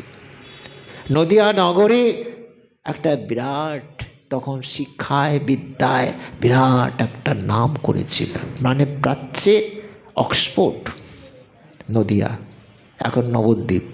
তার নবদ্বীপ কিন্তু চিরদিনের একটা অক্সফোর্ড, যেমন আমরা জানি না বিশ্ববিদ্যালয় আছে অক্সফোর্ড, তার তেমনি প্রাচ্যের, ওটা হচ্ছে পাশ্চাত্যের অক্সফোর্ড, এটা হচ্ছে প্রাচ্যের অক্সফোর্ড নবদ্বীপ। তক্তা সুদুস্তর সুরেশিত রাজ্য লক্ষ্মী, সেই রাজ্য লক্ষ্মী মানে নদিয়া নগরী ছেড়ে তিনি চলে গিয়েছিলেন। কার জন্যে? কেউ তাকে আদেশ করেছিলেন, অর্ডার দিয়েছিল? বলে হ্যাঁ, ধর্মিষ্ঠ আর্য বচসা মানে ব্রাহ্মণের, আর্য মানে ব্রাহ্মণের আদেশে কি করে গেলেন? আপনারা অনেকেই জানেন যারা চৈতন্য চরিতামৃত ব্যবহার করেন বা মহাপ্রভু জীবনী সম্পর্কে যারা, আমাদের বাংলার হচ্ছে মহাপ্রভু। যতই আপনি রামশ্যাম বলুন, কিন্তু মহাপ্রভুর উপরে কিন্তু আমি কাউকে মানি না, উনি কিন্তু সব। আজ এই মহাপ্রভু বাংলাকে তার কোনো সম্মাননা নেই। মহাপ্রভুর একটা জন্মে কোনো ছুটিও নেই। বলে হ্যাঁ, দোলের দিন তো তোর হোলির ছুটি দেওয়া হয়, মহাপ্রভুর কোনো ছুটি আছে না। আপনারা দেখুন, আবার কদিন পরে যে আমাদের 23শে জানুয়ারি আসবে নেতাজি, স্বামীজি 12 তারিখে, জানুয়ারির 12, তার কি কোনো সরকারি ছুটি আছে? না। কেন নেই? আমি বারবার প্রশ্ন করি, এটা কি আমার বাঙালি হবার অপরাধ?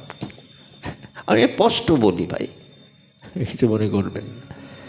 বাঙালি না হলে তার অনেক উত্তর তার বৃদ্ধি হতো, কেউ আবার বলে তা না। মহাপ্রভু আজকে যে যেরকম কষ্ট করেছেন, কীরকমভাবে তিনি জীবনযাত্রা করেছেন, শেষের সময় পর্যন্ত 48 বছর বয়সে তিনি অন্তর্ধান হয়ে গেলেন। সুভাষচন্দ্র 48 বছর বয়সে অন্তর্ধান হয়ে গেলেন, তাকে কেউ মনে করে? তা এই যে সুরেশিত রাজ্য লক্ষ্মী, ধর্মিষ্ঠ আর্য বচসা, এক ব্রাহ্মণের আদেশে প্রত্যেক দিন ভোরবেলা প্রভাতকালে মহাপ্রভু সেই সারা রাত্রি শিবা সঙ্গনে কীর্তন করতেন। সারা রাত হরিনাম কীর্তন করতেন। সমস্ত শোনবার জন্যে অনেকে যেতেন, কিন্তু প্রবেশ করতে দেওয়া হয়নি। একদিন সেই ব্রাহ্মণ প্রবেশাধিকার পায়নি বলে পরের দিন যখন মহাপ্রভু গঙ্গা স্নান করতে এসছেন, দেবী সুরেশ্বরী ভগবতী গঙ্গে, তিব তরঙ্গিনী তরল তরঙ্গে, তিব তারে তরল তরঙ্গে, তা এই যে তাকে প্রবেশ করতে দেওয়া হয়নি বলে মহাপ্রভু যখন স্নান করছেন, সেই ব্রাহ্মণ সেখানে এসছেন গঙ্গার ঘাটে। নেমাই, আমি কালকে তোমাদের কীর্তনের আসরে প্রবেশ করতে গিয়েছিলাম, আমাকে প্রবেশাধিকার দেওয়া হয়নি কেন? আর কোনো কথা নয়, আমি অভিশাপ দিচ্ছি, তোমার সংসার সুখ সহ্য হবে না, সংসার সুখে তোমার থাকতে পারবে না। এই মাথা পেতে নিলেন, বললেন যে আমি তো এইটাই চাই, সংসার সুখ করতে আসিনি, আমি তো এসেছি জগতের উদ্ধারের জন্যে, বিশ্ব সংসারকে ভালোবাসার জন্যে। রাখতে যদি আপন ঘরে, বিশ্ব ঘরে পেতাম না ঠাঁই। যদি তুমি আমার ঘরে বলতে আমার ঘরের মধ্যে রেখে দিতে, তা বিশ্ব ঘরে আমার কোনো জায়গা থাকতো না। আজ নিমাই, বিশ্বের নিমাই, যে মানুক আর না মানুক আমি তো মানি, বিশ্বের নিমাই, ইউনিভার্সাল তার চরিত্র। তিনি কত দিকে তার সাহিত্য, তার দর্শন, তার সমস্ত অনুগামীদের সঙ্গে বিচরণ করা কে জানে। কিন্তু বেশি তার ডেভেলপমেন্ট হলো না, চলে গেলেন। নেতাজিও তাই চলে গেলেন, স্বামীজিও তাই চলে গেলেন 39 বছর বয়সে, তার কোনো বিশেষ পাওয়া গেল না। এবং স্বামীজির যে যাওয়াটা, এটাও না একটা রহস্য রয়েছে। যারা তার জীবনী গ্রন্থ লিখছেন সেখানে বলছেন যে উনি কি সুইসাইড করেছেন, করেননি, কিন্তু মনে হচ্ছে, কেননা আগের দিন নিবেদিতাকে এইভাবে তাকে খাওয়ালেন কেন, হাতে জল দিলেন কেন? তার পূর্ব পরিকল্পিত যে আমি চলে যাব। বলেন যে নিবেদিতা বলছে, স্বামীজি আপনি এরকম করছেন কেন, আমাদের হাত ধুয়ে দেবেন কেন? বলছে যিশু তো দিয়েছিলেন, সে তো শেষের দিনে মনে চিন্তা সে হলো, তাহলে কি এবার তাঁর লীলা শেষ হয়ে যাবে? সেই জন্যে যেমন অদ্বৈতাচার্য চিঠি পাঠিয়েছিলেন, আপনারা যারা অভিবর্তন পড়েন নিশ্চয়ই জানবেন। বাউলকে বলিও লোক হইল বাউল, বাউলকে বলিও হাটে না বিকায় চাউল, বাউলকে বলিও যে আর কাজে নাহি কাউল, বাউলকে বলিও ইহা কহিয়াছে বাউল। মানে হেয়ালি তরজা, এ আবার কি? বাউলকে বলো লোক হইল বাউল। অদ্বৈতাচার্য চিঠি লিখে পাঠালেন জগদানন্দের মধ্যে দিয়ে, তুমি যাচ্ছ এই চিঠিটা ওকে দিও। চিঠিটা পড়ে মহাপ্রভু গম্ভীর হয়ে গেলেন, মনে মনে চিন্তা করতে লাগলেন। বলছেন যে আচার্য তো তিনি পূজক মানে পূজা করতে গেলে আগে যেমন প্রাণ প্রতিষ্ঠা করে আহ্বান করতে হয়, আবার শেষের দিনে তাকে বিসর্জনের মন্ত্র বলে বিসর্জন দিতে হয়। তাহলে কি আমাকে তিনি এনেছিলেন, আবার কি এখন আমাকে চলে যেতে হবে তার ইঙ্গিত দিচ্ছেন, সিগন্যাল দিচ্ছেন? এগুলো পড়বেন, এগুলো অপূর্ব। বাউলকে বলিও লোক কহিল হইল বাউল। আর দরকার নেই, কেননা সবাই বাউলের মতন। বাউল মানে কথাটির অর্থ হচ্ছে কি, ব্যাকুল শব্দের অপভ্রংশ, ব্যাকুলতা, এটার থেকে বাউল কথাটি আসছে। আর ব্যাকুলতার দরকার নেই। নাবিকায় চাউল, হাটে আর চাল পর্যন্ত বিক্রি হচ্ছে না। এবার বলো যে কহিয়াছে যে কহিল বাউল, মানে অদ্বৈতাচার্য নিজেকেও বাউল বলে স্থাপিত করছে। বাউল বলতে গেলে যে সেই একতারা নিয়ে গান করতে হবে তা কিন্তু না।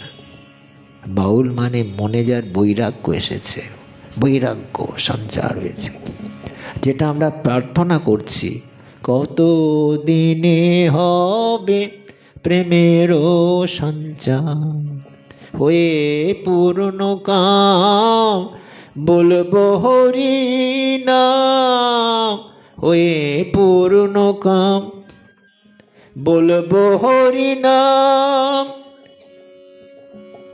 নয়নে বহিবে প্রেম শ্রোধার, কত দিনে হবে প্রেমের সঞ্চার। নাম করে যাচ্ছি, অনুভূতি নেই, এক বিন্দু অশ্রু নেই চোখে, কেবল লোককে দেখাচ্ছি না এতবার নাম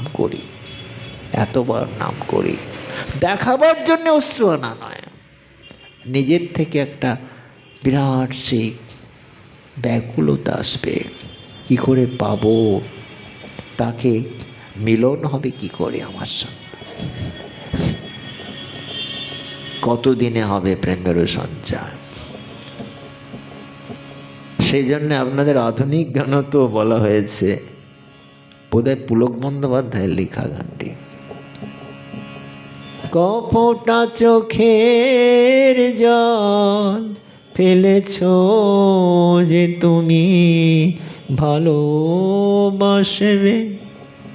চলার পথে পায়ে রক্ত না ঝরায়ে কি করে এখানে তুমি আসবে, কপটা চোখের জল ফেলেছ যে তুমি ভালোবাসবে। তুমি তোমার চোখের অশ্রু কপটা খরচা করেছ, তাই যদি না করলে তাহলে আসবে কি করে আমার কাছে। অনর্গল মহাপ্রভু যেমন রথযাত্রা দর্শন করছেন, পিচকারির মতন জলধারা প্রবাহিত হচ্ছে, সারা অঙ্গ ভেসে যাচ্ছে, তার পাশে পার্শ্বদ যারা রয়েছেন তাদেরও অঙ্গ প্রত্যঙ্গ ভিজে যাচ্ছে, পিচকারির মতন জল। এটা কি ইচ্ছা করে, এটা কি কখনো অভিনয় করে আনা যায়? কখনোই যায় না। এটা এখানে জাগতিক সমস্ত কিছুকে আমরা দেখতে পাই যে জাগতিকটা দিয়ে তো পরমার্থিককে মানে বিচার করতে হবে। কটা রাত কাটিয়েছ জেগে স্বপ্নের মিথ্যে আবেগে, তুমি কটা রাত জেগেছ বলো তো? ঘুমিয়ে ঘুমিয়ে ঘুমিয়ে ঘুমিয়ে চলে গেলে। হ্যাঁ, নিদ্রারূপেণ সংস্থিতা, নিদ্রাটাও কিন্তু সেই মা। কিন্তু কটা রাত কাটিয়েছ জেগে, একটা রাত যদি তুমি জেগে থাকো, একটা রাত যদি তুমি ওই রিজার্ভেশন না পাও ট্রেনে, তখন কি হবে? এই টিটির পেছনে পেছনে ছুটবে, একটা করে দিন না, কর দিজিয়ে না, सीट कर दीजिए ना, হ্যাঁ এইতে তৎকাল মে হ্যাঁ তবে हमको नहीं हुआ। কটা রাত কাটিয়েছ জেগে স্বপ্নের মিথ্যা আবেগে, কি এমন দুঃখকে সয়েছে যে তুমি আবার সুখের স্রোতে ভাসবে? কি দুঃখ সহ্য করেছ? দুঃখ যদি না পাবে, দুঃখ তোমার ঘুচবে কবে? দুঃখ তোমার পেতেই হবে, আর দুঃখটাই হচ্ছে তোমার জীবনের সম্বল। সবসময় দুঃখ, সবসময় দুঃখ। যখন দুঃখের অভাব, সেইটি হচ্ছে সুখ। আমরা এটা জানি না। প্রতি সময় দুঃখ দুঃখ দুঃখ, যন্ত্রণা যন্ত্রণা দুঃখের সময়। এই দুঃখটাকে বরণ করে নিবে যিনি, যারা নিয়েছেন তারে সে সুখকে পেয়েছেন। বিষ্ণুপ্রিয়া এই যে সিনেমা এসছে শুনছি, আমি যাইনি দেখতে, লহ গৌরাঙ্গের নাম রে, ইচ্ছে রয়েছে যাব। হ্যাঁ, অনেক দিন পরে মহাপ্রভুর জীবনী চিত্র পাওয়া যাচ্ছে। আগে অনেক আসতো, সচিমাস সংসার, অমুক তমুক, ভগবান শ্রীকৃষ্ণ চৈতন্য। বলছেন যে আমি কেন যাব জানেন, নেটেও তো দেখা যায়। আমি যাব একটু সাহায্য করবার জন্য, কেননা যারা সিনেমাটি তুলেছেন ইন্ডাস্ট্রিকে কিছু সামান্য টাকা দেব, সেটা সেই হিসাবে আমি যাব। বলবে যে আপনার তো এত টাকা, ও টিকিট। হ্যাঁ, এটাই মনে করুন মহাপ্রভুর জন্য আমি এটা ব্যয় করলাম, আর তো কিছু না। তাকে ভালোবাসা, এই ভালোবাসাটাই তো আমাদের থাকবে। তিনি যেভাবে অত্যাচারিত হয়েছেন, তার শেষে কি হলো? তিনি কি গম্ভীরায় প্রবেশ করে হারিয়ে গেলেন, না জগন্নাথের মূর্তিতে মিশে গেলেন, মা তিনি টোটা গোপীনাথে মিশে গেলেন, বা তাকে হত্যা করা হলো? ঐতিহাসিক গ্রন্থ বলতে তাকে হত্যা করা হয়েছে। কেননা প্রতাপরুদ্রের যখন দুর্বলতা এসে গেছে, মহাপ্রভুর সঙ্গে মেলামেশা